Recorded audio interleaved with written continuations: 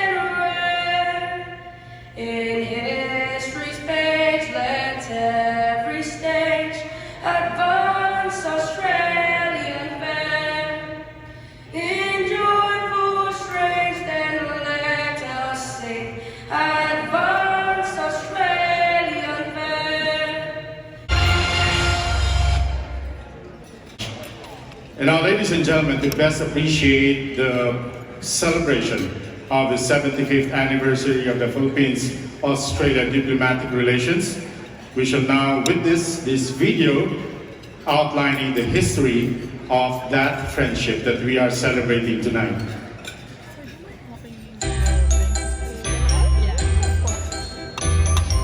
In 2021, the Philippines and Australia will celebrate 75 years of diplomatic relations.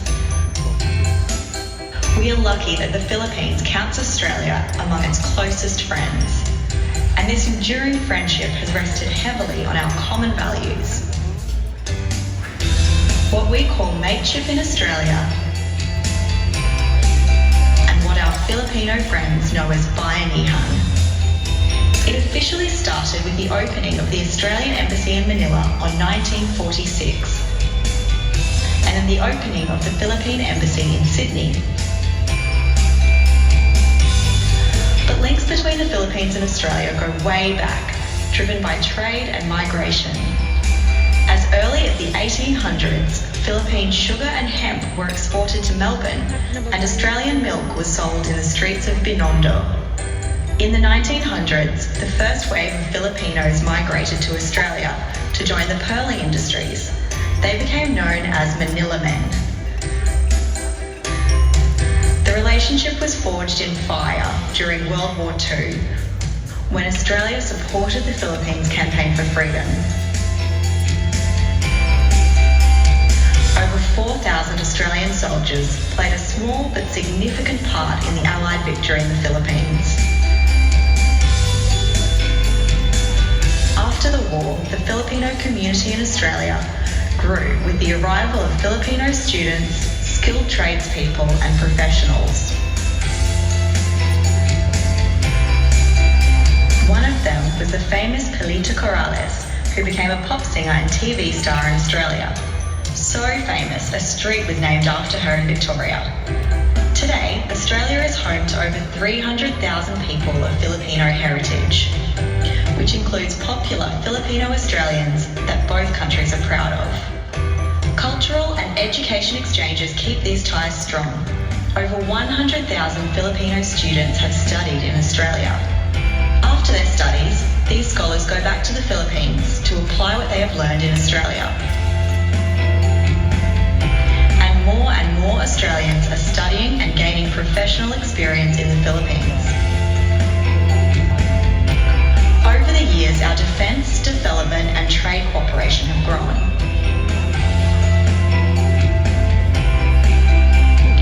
Australia and the Philippines have been working together to keep peace in the region.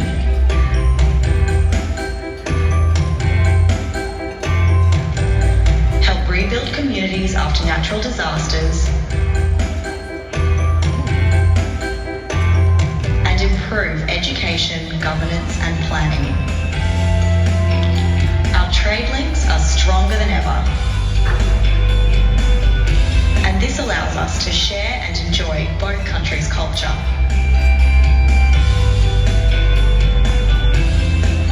In the Australian tradition of mateship and the Filipino spirit of bayanihan, we will continue to work together and strengthen our links as people towards a peaceful and prosperous neighbourhood and region.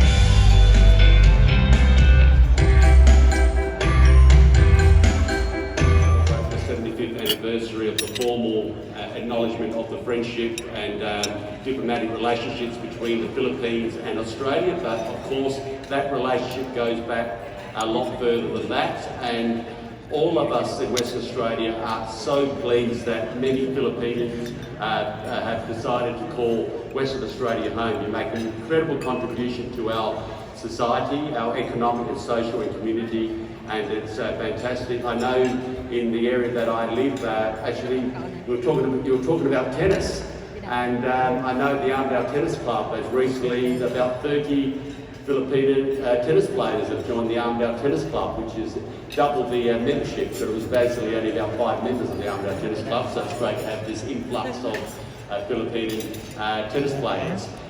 You showed the infamous match between the Australian Boomers and the Philippine basketball teams. As we know, basketball is religion in the Philippines, in ensuring that you comply with the requirements and the health advice of the Chief Health Officer in the West Australian Government, and also for ensuring that your communities also comply with those regulations and rules to ensure that we are a safe place to live. There's no doubt you all love the Philippines, but without doubt West Australia has to be the best place in the world to be living during this global pandemic. And as a son of immigrants, I know sometimes how it can be very hard when you first come to a new country. You have to sometimes endure hardship and adversity, but you have done so well. You are such an important part of our society. Thank you very much, and may we continue to have another 75 years of strong relationships and many more after that. And congratulations to the recipients of the Community Awards for your outstanding contribution to the Filipino Society of West Australia and to West Australian society in general. Thank you very much.